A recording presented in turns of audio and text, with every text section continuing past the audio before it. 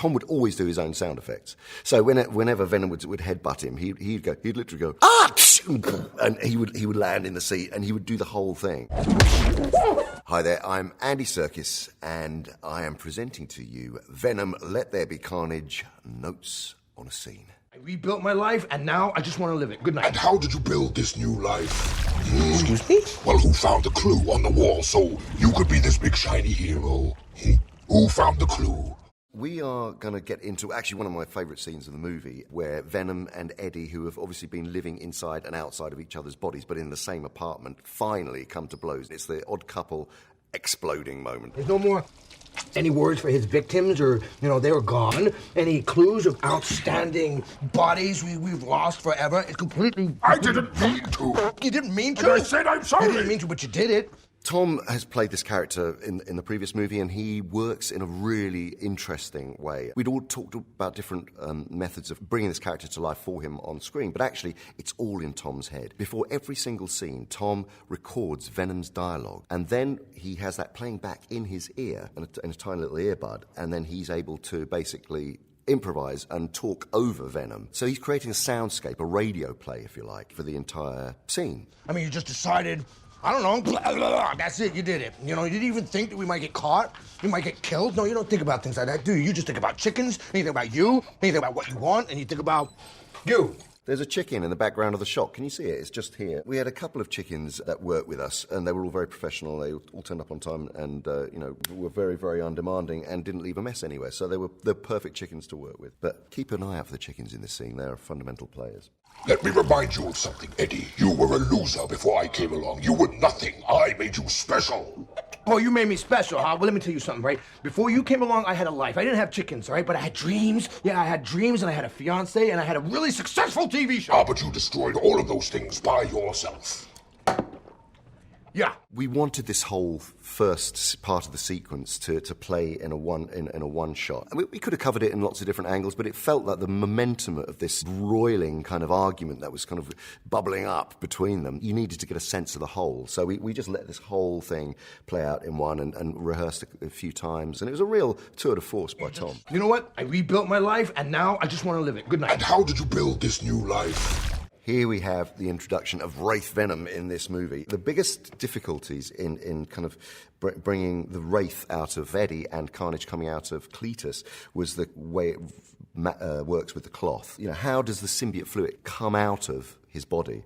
So a lot of work was done on finding ways of making it believable that all this fluid sort of emanates from inside and grows and sort of can shoot out. And so, in fact, that affects costume even, choices of costume colour. If you'd placed, say, a white bathrobe on Tom there, it would be really, really difficult to make this kind of feel believable and real. I rebuilt my life, and now I just want to live it. Good night. And how did you build this new life? Excuse me? Well, who found the clue on the wall so you could be this big shiny hero? One of our main ambitions for this whole film was to integrate Venom and indeed Carnage, when he becomes a part of the story, into the world. The holy grail for this was to make these kind of seemingly quite cartoonish visual effects characters come to life and feel photoreal. In an attempt to make these characters more believable, what we wanted to do with the faces of both Venom and Carnage when you finally see them is, although we weren't using facial capture, motion capture, what we wanted to do was to take performances given by Tom and just use references so that there was more expression in the eyes. Now, these are very, very difficult characters to anthropomorphize, to actually make human, because of the size of the jaws up here, and also there's very little that you can get out of the eyebrows or eye movements. What we managed to do is to put in very subtle sort of shifts in imaginary eyebrows, if you like, and we've increased hugely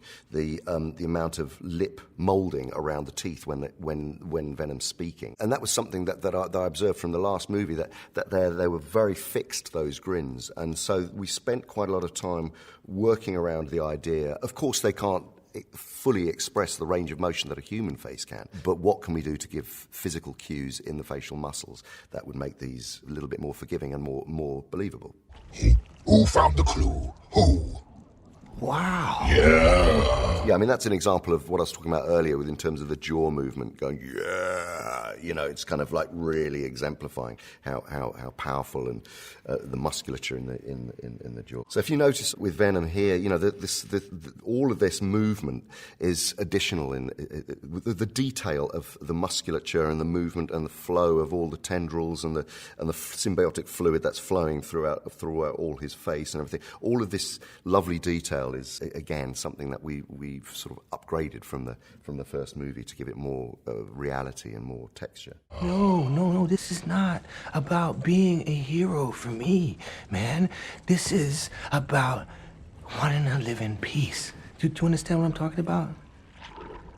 No, you don't understand what I'm talking about. Okay, this is about me wanting to live without you, whining in my ear all the time about eating bad guys, or like nagging me about Anne, or destroying my place, or destroying my life. Do you know how lucky you are that I chose you? You chose me? In the first movie, Venom had, I think, about 3 or 4 lines of dialogue. He really had to act in this movie. He really is a big character. There's so many scenes which are you know, duologues between the two of them. We really needed to invest him with a growing sense of humanity. For all intents and purposes, you know, he's settled in. He's not an alien. He's you know, one of us, and he wants to be accepted. He also wants to be the lethal protector, and he thinks that Eddie is vastly underselling their potential by keeping him hidden. He wants to go out there and save people and kill bad guys and bite their heads off. If we don't believe that central relationship between Eddie and Venom or care, then there is no movie. That's crucial. That's sort of like base one of this of the whole task of this movie is to make sure that these creatures feel truly organic and living and have an emotion. It can be achieved in different ways. You try and create as much physical reality as possible for a start. It can go through being described and just speaking it out for them. But I'm the only person that took you in when your friends kicked you off the planet Mingmong because you are a reject. You are a pariah. Lethal protection, my ass. You couldn't protect anything. You are useless. You can get a job down here cleaning toilets. This is one of the funniest moments in the film for me. But Tom would always do his own sound effects. So whenever Venom would headbutt him, he'd literally go, ah! And he would land in the seat and he would do the whole thing. I'm sorry. I don't know what came over me. Please, let me fix it. How about it? So I can push it again.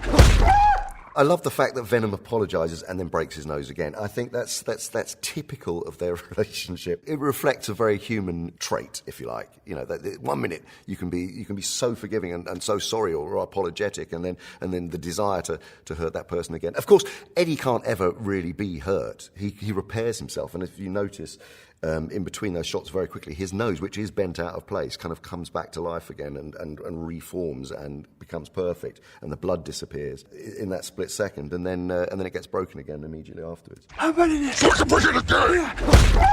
I mean, Eddie Brock is such a narcissist. And actually, what's great about Venom, and he's such a direct character and he has no filter, so he's able to pinpoint all the weaknesses in Eddie and tell him straight up. And you know, Eddie really is looking at a mirror of himself and discovering what a narcissistic, self-obsessed flawed human being he is, which is why, you know, their relationship is so perfect. They're stuck with each other, but they're also the perfect match for each other.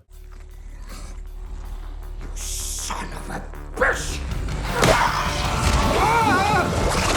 This is the beginning of what ends up being a huge fight between them. When I came on board to direct the movie, one of the first things I thought was there's an enormous amount of humour to be had out of this entire scene, and that it should escalate and become a real buddy-buddy kind of bromance breakup on a massive scale. And it grew very organically. All of the things in the apartment, we wanted, you know, to use elements of the set that had been made. This is his chew toy. So when Venom kind of gets hungry and he wants to bite people's heads off, I wanted that to get pulled down and thrown at Eddie, and so we used elements of the set that were all around. And as the scene progresses, it's a combination of practical elements. So lights get thrown out of the window, all of Eddie's possessions, clothes, all manner of things. So these were all on wires, which literally flew out of the window, combined with the visual effects of tendrils then grabbing those things and pulling them through.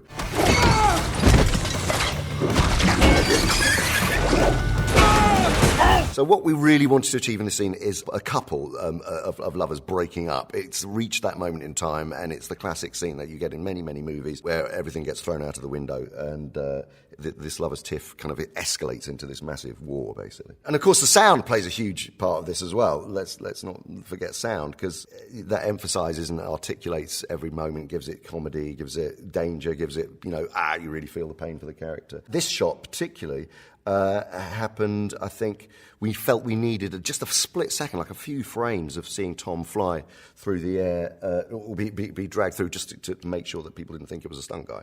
Get out! Take your stuff! Get out! This is my house! I love that Venom is telling Eddie to get out of his own apartment. That was a brilliant piece of Kelly Marcel writing. Or maybe it was even Tom improvising, I can't remember. I have to ask him. But, Tom is so inside the character that it wouldn't surprise me that he would, maybe that moment, in fact, was him sort of saying, oh, no, it's him it's Venom telling Eddie to get out of his apartment. He was fantastic at kind of reworking this radio play that I was talking about earlier, getting the spacings between the sound operator who was then playing each individual line into his ear. It was a real dance between the two of them. Keep it down up there! What was the most important thing about this whole film was that level of humour, that surreal, slightly psychotic, very funny, but believable situations. I was lucky enough to be able to come in to take on this story after all of that heavy lifting work had been done on the setup of the characters. Now it's seeing that delicious kind of evolution of their relationship as a couple. They go through all of the ups and downs of the familiarity, the excitement of being with each other, the boredom of being with each other, the day-to-day nightmare of living with each other in a flat, and the sort of different agendas that they both have, and all of that kind of very human behaviour, but reflected in these two very different, one human being and this symbiote who wants to bite people's heads off. I mean, we've talked about him before being like an out-of-control toddler. That is exactly what it's like, an 8-foot toddler living in your living room.